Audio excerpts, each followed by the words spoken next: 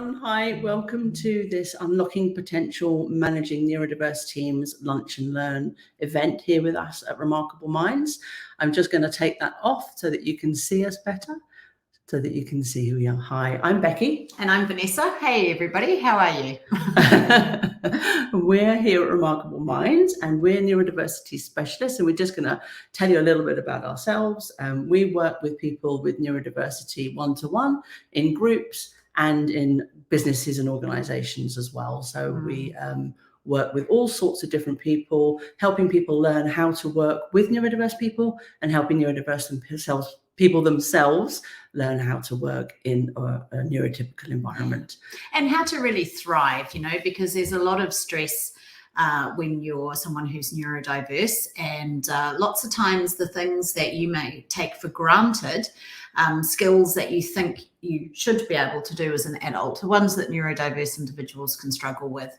So we thought we'd kick off our lunch and learns today with a couple of issues that we see a lot and we talk about a lot, and that is time management and communication.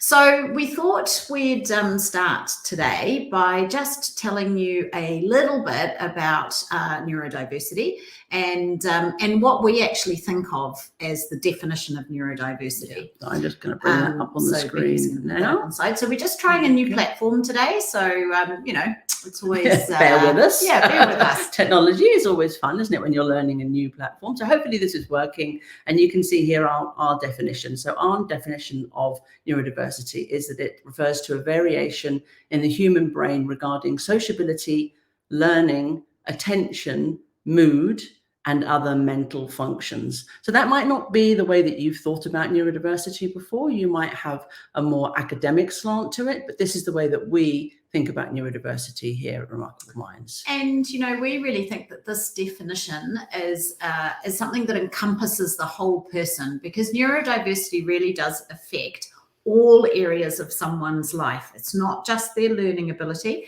It really is all areas. Yeah, absolutely. And we're not going to dive into the mechanics of neurodiversity too much today, but what we wanted to share with you is that there is a physiological and neurological difference in neurodiverse brains.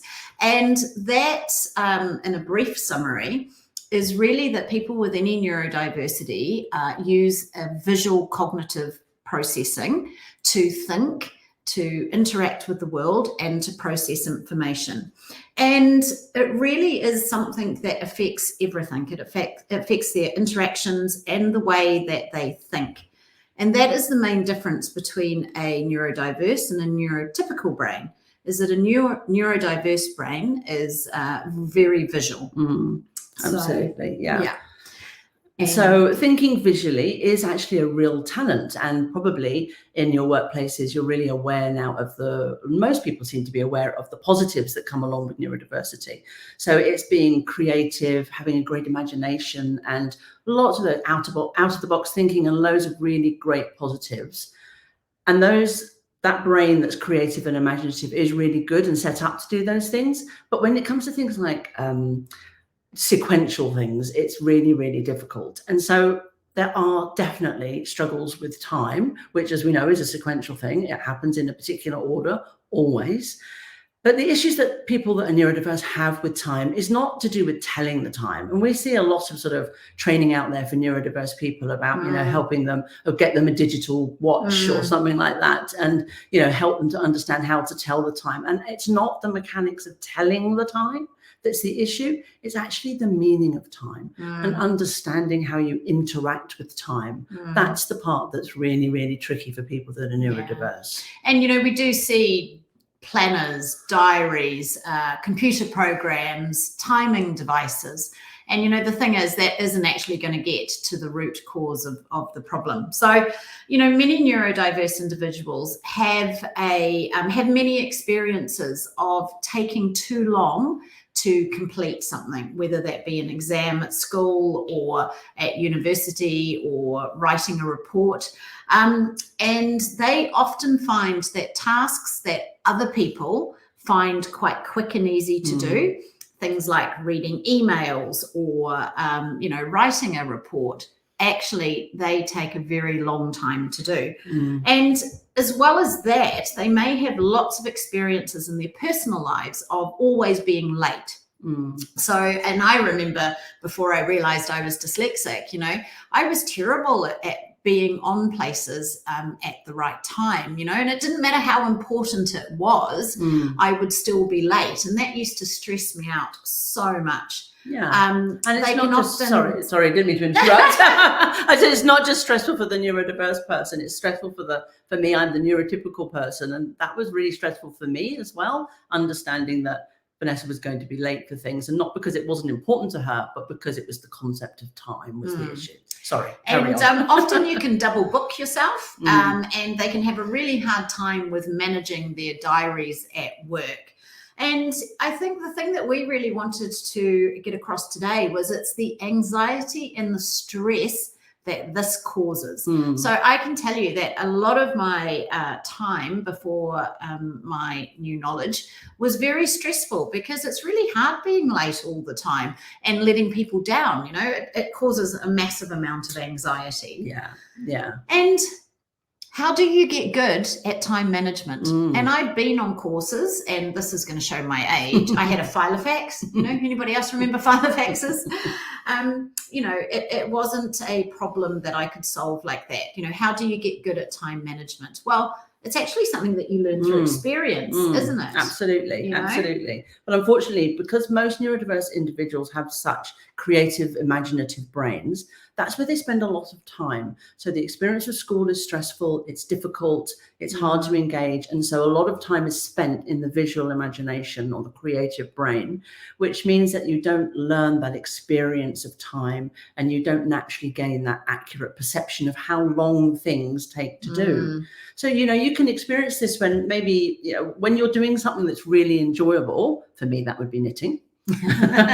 Time passes really quickly, doesn't it? You know, like you can be knitting. For me personally, I could be knitting for 2 or 3 hours and think I've been knitting for 20 minutes or something like that. So, you know, that's for like my perception of time is distorted.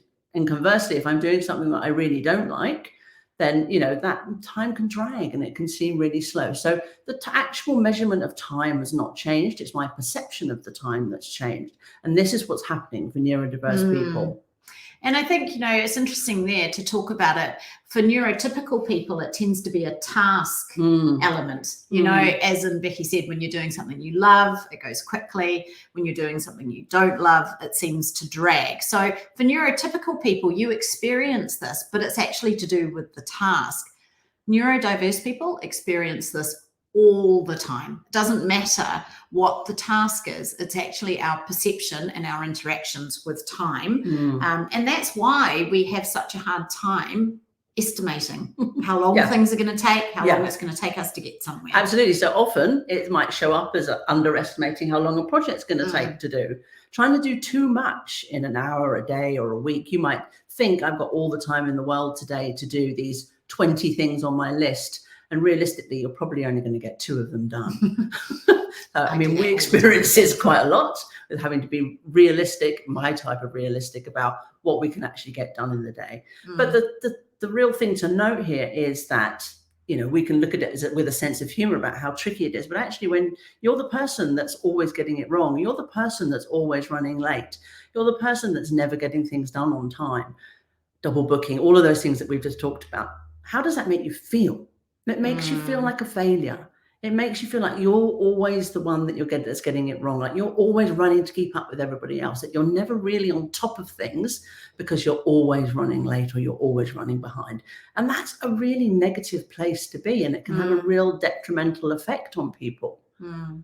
And so I've just realized there's some comments there. So we can't actually see the comments at the moment. So we'll get to those in a minute. If we can sort that out, we will, but we're not ignoring you, okay? And I think what's really interesting is time management is a phrase that that it refers to the ability of someone to manage their time effectively and productively, and especially in controlled environments like work and school. And I think the thing is, we have an association of time management to taking care with your work, being dedicated, being efficient. So it really, that phrase time management, it really is something that we use to say, this person is a great employee. They're an amazing team member. It really is something that we use to measure people by, isn't it? And productivity, you might think that someone that's really good at time management or they're really productive, but, is it just because they're managing their time, or is it that they really are productive? Neurodiverse people are just as productive as neurotypical people, just in a different way. It just requires a different way of working. So, as we've said, that the sequential thing is time is sequential, and the neurodiverse brain is creative and it is not sequential. So it can see all of the things all of the time, and everything seems just as important as everything else. So that is why there is such an issue with projects and knowing where to start and knowing where to get going. It can really feel impossible to figure out where to begin a piece of work. So you might be thinking about, big tasks, big long-term projects, but actually it can be some things that are just as simple as an email. If you've got a great big long email chain and it's got 20 emails in it, where do you start? Where do you start? Or you've got a big email and it's got lots of information in it. Where do you begin to process that, to start to sort of work out what you need to reply to first? Because everything is as important as everything else. And I think the thing is, and Becky's touched on this earlier, is that it can be really hard for the team members or the managers with that neurodiverse individual, because they may see avoidance, or they may see procrastination, or they may see the person just not starting the project that they are supposed to be doing. Or writing the email, or it could be anything. It doesn't even have to be a project. It can be like, why haven't you replied to my email that I sent you 20 minutes ago? Well, there'll be lots of reasons why, but one of them might be that there's so much information in there, I don't really know what I need to say. Well, which bit do I need to reply to? And they might then just avoid it altogether. So or leave it to the last minute. Yes, or leave it to the last minute. So there is a name for that, and it is often something you'll see with neurodiverse individuals. And I think you made a really good point earlier, though. It's not that neurodiverse individuals aren't as productive; it's just their productivity isn't kind of in that linear sequential way. Absolutely. So we wanted to give you some solutions today. So I'm just going to get them up just for you. Put the slide Hold on one second. Up. There we go. There we go. So these are some solutions that we know work for this kind of mixture of styles. And the first one is to break tasks down into smaller, actionable activities. The neurodiverse individual may just not know which bit is the most important thing, or may not know that this is the first step. They need to do step A and then step B. They might get distracted by working out Z. Yeah, so because that might be the bit that they're really interested in. You do have that. Neurodiverse people are really good when they're inspired and when they're really engaged with something. So it might be that task Z is something that they're really passionately interested in. So that might be where they start, but that might not be the right place to start. Yeah. And I think, point number 2 is be very specific with deadlines. Don't say to them, if you can get that piece of work to me tomorrow. Say to them, I need this by 5 p.m. tomorrow. Okay. Yeah. Give them a very specific deadline. That's really important. And if you can give it in writing, even better. Yeah. So that so that it's tangible. Yes. Yeah. Follow it up with an email would be best standard practice, I would say. Absolutely. And, and this kind of leads into our third point, is to use those technology, use reminders, but use them effectively. So do remind everyone about a meeting or a project an hour before they need to be there, and 15 minutes. Just have those couple of double check-ins, and that will really help. So those are some things that we wanted to share with you about time management. And now we're going to look at communication, which is the second thing that we were going to talk about. Oh, sorry, that's me. I got distracted. I haven't flipped the slide over. Here we go. Got distracted. How could you get distracted? I was trying to see the comments. Anyway, so you go. Yeah, no. So we've talked a little bit about time management, and we have touched a little bit in there about communication. But actually, communication is one big area that neurodiverse people do really struggle with. It is a real challenge, and the workplace, unfortunately, is set up currently to suit the neurotypical brain, which, hey, yay, great for me. You know, the neurotypical brain works well in the workplace environment. Not so good for people like Vanessa. No. You know, the communication that's required in the workplace today, written, verbal, it's constant. You know, we've changed, the workplace has changed so much in the last, I don't know, 10 years, you know, from where you might pick up the phone and talk to somebody to now it's, you know, messages, text. And I know there are all sorts of platforms. I mean, I know myself, even, you know, I have multiple different ways to communicate with different people, and it's hard for me to keep track of where I have kept in touch with people. Yeah. And there is an expectation that communication will happen in a particular way, in the neurotypical way. And the idea that emails and texts are quick and easy and a really, you know, fast way for people to communicate, and that you'll be able to get an instant answer. And unfortunately, that way of working just does not work for the neurodiverse brain. It just isn't suited to that way of working at all. Yeah. And, you know, as we've touched on earlier, the neurodiverse brain does really have a completely different way of processing. It's almost like electric cars versus petrol cars. You know, they may kind of have the same function, but they have completely different ways internally of working. And I think, you know, what we would like to share is just imagine spending all day, every day, fighting with the way that your brain naturally works. And to add on to that, the fact that you have to hide that you're struggling with these seemingly simple tasks. And as Becky said, you know, technology in the workplace has changed a lot. And, you know, we are still quite reliant on written communication, but also verbal communication. And having to hide that you're struggling with that is exhausting. And I know, because, you know, I've experienced this. And I think the thing is, it takes a huge toll on a neurodiverse person's mental health and their physical and emotional well-being. And, you know, the other thing is not everybody knows that they're neurodiverse. So that adds a whole other layer in. Absolutely. And I think the thing is, you know, neurodiverse adults do usually struggle with executive functioning skills. That, you know, there's lots of research out there, and communication is part of your executive functioning skill set. So it does mean it's really difficult. And for someone who's neurodiverse, it can be really hard to switch subjects. So it can be really hard to stop thinking about one thing and then start moving their attention onto another. It can be really hard to recall information, really difficult. Even if they know it, it can be really hard for them to be able to recall the exact information. And it can be really hard for them to remember previous conversations. So these are all ways that communication can get affected. And those are all things that are to do with the executive functioning skills and needing more time to process, you know, as we talked about before, that not requiring an instant answer. It's that having time to process things before you have to reply to it. So all of those are around that, really. But, go on. No, well, I was good, because if you do the slide, I can do this a little bit. Like I said, bear with us, because we've never used this technology before. Here we go. So I think we briefly touched on the fact that neurodiverse individuals have a visual cognitive process that they predominantly use.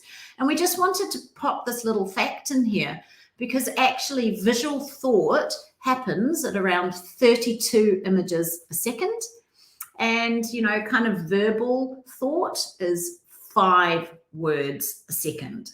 So can you see there's a massive disconnect there with what someone is able to think versus what they're able to say. So, you know, neurodiverse individuals can visualize things in immense detail, but actually what they can't do is get that information out in a succinct, coherent, and sometimes detailed way. Like often a neurodiverse person will just say a couple of words instead of telling you actually everything that's in the brain. That happens to us all the time. Vanessa likes to draw things in the air when she's explaining something to me, because she can see it. I obviously can't see it, so we have to use words and get to the point. Or drawing. Sometimes we draw things out so that we can understand things better between us, and that works for us. Absolutely. So on the whole, neurodiverse people are much better at talking than they are at writing. I mean, I think probably most of us know that writing is a real challenge, but it's years of getting things wrong coupled with that lower processing speed, or that needing a bit more time to process things that we were talking about, and the executive function issues, means that they probably don't like being put on the spot. They don't like being asked to provide an answer to a question or a piece of information there and then. That could be really stressful for a neurodiverse person, because there's that fear of getting it wrong, or fear of saying the wrong thing, or fear of blurting out something that you can see in your mind that no one else can see, or the fear of, like Vanessa does, drawing things in the air, which they might feel will make them look stupid or make them not like a fool. It's fine for us because this is a safe environment. We understand each other. But if you're in a workplace where you don't feel safe and you don't feel like you can express yourself in your natural way, trying to keep a hold on that, or a lid on it, is really, really difficult and very, very stressful. And you actually spend more time concentrating on trying to, modify your behavior than what you're actually saying. And I think, once again, we can't underestimate the stress that these individuals have on a daily basis. And, I've worked with so many adults who still have a real fear of speaking in front of people because they were made to read in front of the class at school.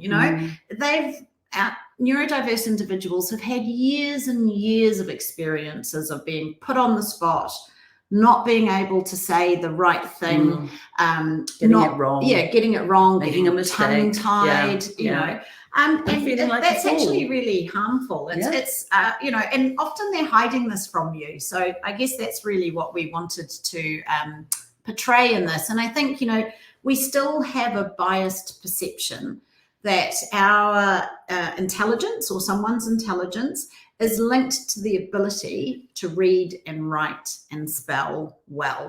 That is still a common myth, really isn't common, out there. so common, absolutely, that there's picking up on those mistakes. How many times have you been on Facebook or something like that? And I see it all the time, where someone posts something and then you get someone underneath saying, oh, you spelt this wrong, or I think you mean this, or I think you mean that. It makes my blood boil every time I see it, because it's just like, why do we all have to be judged by our writing? We're not all equal. We're not equal. We are all equal. I mean, we're not all the same. We all have challenges in different areas. Why does writing mean that you're clever, being able to write, Yeah. And another little fact that we wanted to share with you is that, on average, a neurodiverse child has been told 20,000 times at school that they are getting it wrong. So you can imagine that over your school career, or your school life, being told that many times, no, you've got it wrong. No, you've got it wrong. No, that's not right. Of course, that is going to affect the individual. And that comes out as a fear of getting things wrong in the workplace. So, and it's huge. That fear of failure is a really big problem for neurodiverse individuals. So, as we've said, lots of neurodiverse people are hiding. 1 in 20 people are 20% of people, that's completely got the wrong stat. 20% of people are neurodiverse, so that's 1 in 5. So that means that really high proportion of people that are in your work environment will be neurodiverse, but many of them might not even know it. And there's sort of research coming out now that's suggesting that it's actually even higher than that.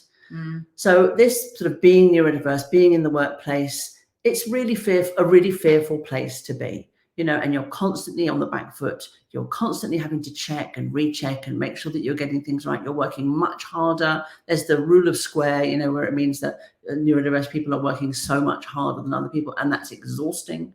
And then when you get it wrong, or someone pulls you up, you've made a mistake, it's devastating for a neurodiverse person. It's not like they're not trying. They are trying. Can you kind of see now why communication might be difficult? They are coming into being able to communicate with you, whether that's written or verbally, just with all of this fear on their shoulders and apprehension. So it really makes an impact on them. And I think it comes across as, it's not just being worried about their spelling. It comes across as a fear of being able to speak up in meetings. It comes across as not wanting to express their opinion. It comes across as not being able to answer a question when they have been put on the spot, even when they know the answer. Even if they know the answer. It's not knowing the answer. And sometimes that comes across, or they feel it comes across as them being stupid. Yeah. You know, oh, someone asked me a really simple question and I couldn't give them the answer. Yeah. I'm really stupid.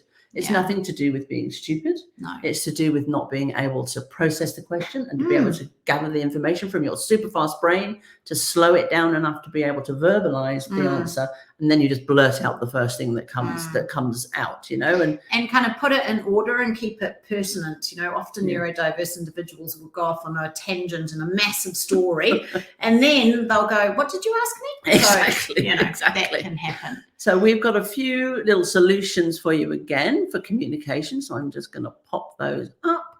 And the first one is to allow processing time. So as we've said, you know, neurodiverse people generally need longer to process information. So don't expect those instant answers. Don't put them on the spot and expect them to be able to answer you instantly. And be very, very clear about the response that you're seeking. What are you asking them? What do you actually want to get back from them? So those are sort of more verbal communication. And for written communication, email communication is something that is super stressful for a lot of neurodiverse people because it is overwhelming. You know, I just had a couple of days off and I came back to like 200 emails in my email inbox. And for me, it's not so hard. I can go through and I can just be ruthless and delete them. But for Vanessa, that's overwhelming. You open your inbox and there's 200 emails in them. Where do you even begin? You know, so that's sort of one thing. But, you know, don't use lots of words in your emails and don't do long email chains. So if you can keep the emails short to the point, use bullet points, use larger line spacing, and use bold for really important information. And I think that email chain is a really good one to bring to attention, because often we just go reply or forward, don't we? And I think when it's about something that you really want them to remember or that you need to communicate, start a fresh email and put a different subject line in. You know, that helps massively. Be very clear with the subject line, what it is. Maybe even put a deadline in the subject line. And there's lots of things that you can do, lots of ways that you can be clear. The best thing to do is to speak to the person and really ask them, you know, what would help them? What do they need? We can tell you what works for us and we can tell you what works for most of our clients. But sometimes just having a conversation with the person and working out what works for them is the best way to go. Yeah. So this is what we wanted to share with you today, you know, that time management can be tricky, and as communication can be tricky as well. And we're going to be planning to do more of these lunch and learn sessions. And now we've just found the comments. So Becky's going to have a quick read through them. Okay, I'll quickly scan through the comments. You keep talking.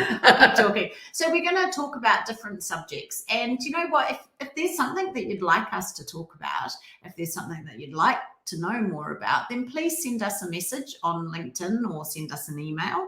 And we really want to talk about the wider impact of neurodiversity and, you know, and the effect it has on a whole person.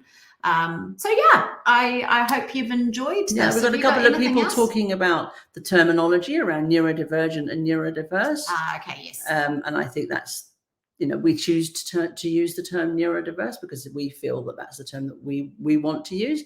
Neurodivergent is obviously also a term that people use. It's a widely used, commonly used term. And if that's the term that you prefer to use to refer to yourself, then that is absolutely totally. And I think that's the key. It's actually quite an individual choice.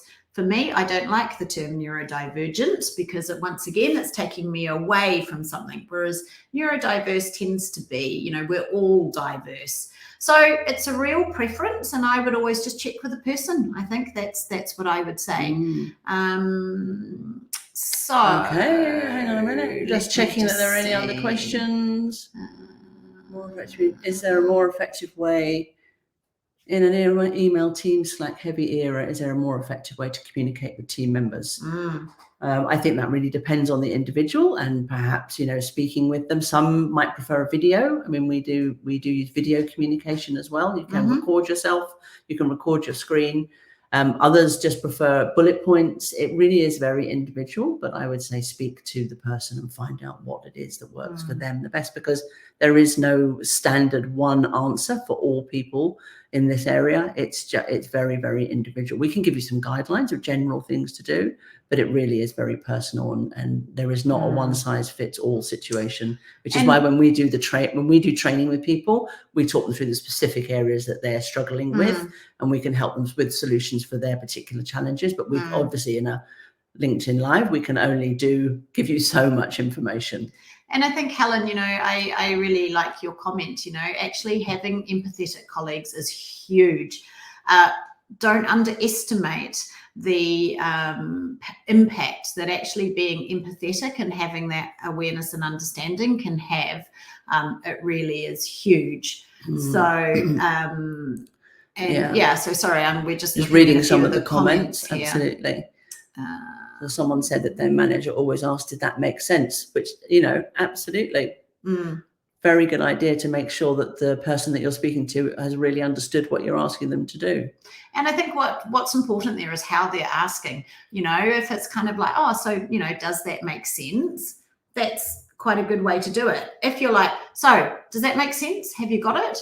So once again, it's the different interaction, isn't it? Which comes down to that empathy. Kate saying that she thinks that there's an overuse of email when a conversation will serve better.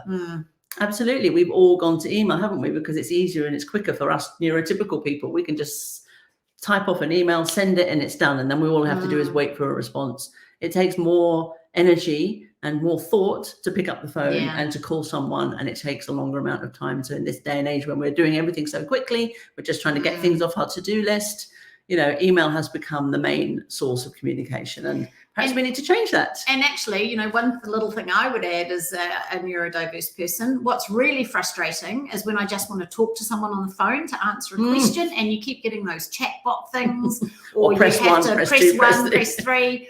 Honestly, sometimes I just need to speak to a human being. So that, there you go. Sometimes talking is the best way. Thanks so much, everyone, for joining us today. I really hope you enjoyed it. As Vanessa said, we're going to be doing more of these lunch and learn events. So if you've got something that you'd like us to talk about, let us know, and we will be more than happy to try and cover that. If you didn't manage to write down the information from our slides today, just pop a comment below and let us know, and we can share those with you. We're happy to do that. And thank you for joining us on our first one. We're really passionate about sharing any information and solutions for neurodiverse individuals. We truly believe that neurodiverse and neurotypical individuals should thrive in life. So thank you very much for joining us. And we'll see you again soon. Take care. Bye. Thank you. Bye.